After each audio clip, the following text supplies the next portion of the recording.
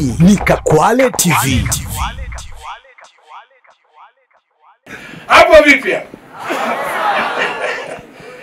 Vile vile nitumia fursa hii kuishukuru serikali yetu inayoongozwa chini ya rais wetu mpendwa Dr. Samia Suluhu Hassan, Rais wa Jamhuri ya Muungano wa Tanzania, na amiri jeshi wetu mkuu kwa moyo wa kizalendo wa kuendeleza mafunzo haya muhimu kwa vijana wetu wa Kitanzania ili kuwa wazalendo wenye uchungu na taifa letu.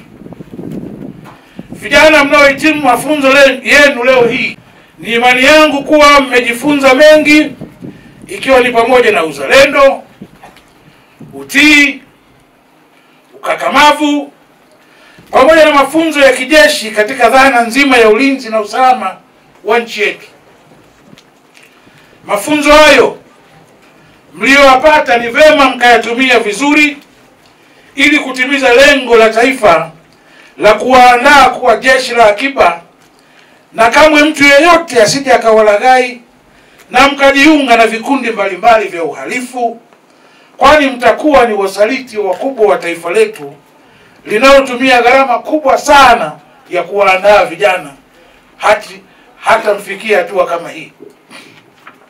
Vijana mnaohitimu leo, pamoja na hadhira hii, napenda kutumia fursa hii kuwaasa na kuwakumbusha juu ya matumizi bora ya mitandao ya kijamii. Kutokana na ukuaji wa maendeleo ya kiteknolojia na utandawazi, mitandao ya kijamii imekuwa ni sehemu katika mazingira yetu. Aidha, baadhi ya vijana wamekuwa hawana elimu ya kutosha juu ya matumizi sahihi ya mitandao ya kijamii.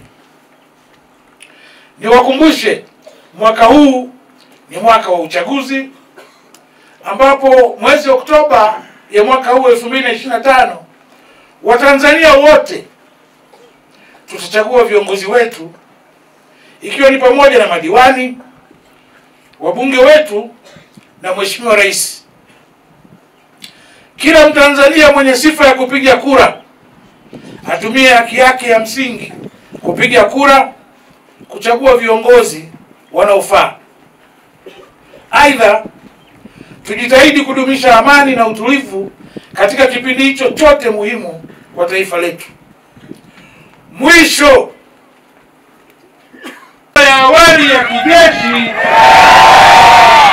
kwa vijana wa mujibu wa sheria, operesheni nishati safi hapa 846 kikosi cha jeshi Lua JKT yamefungwa rasmi.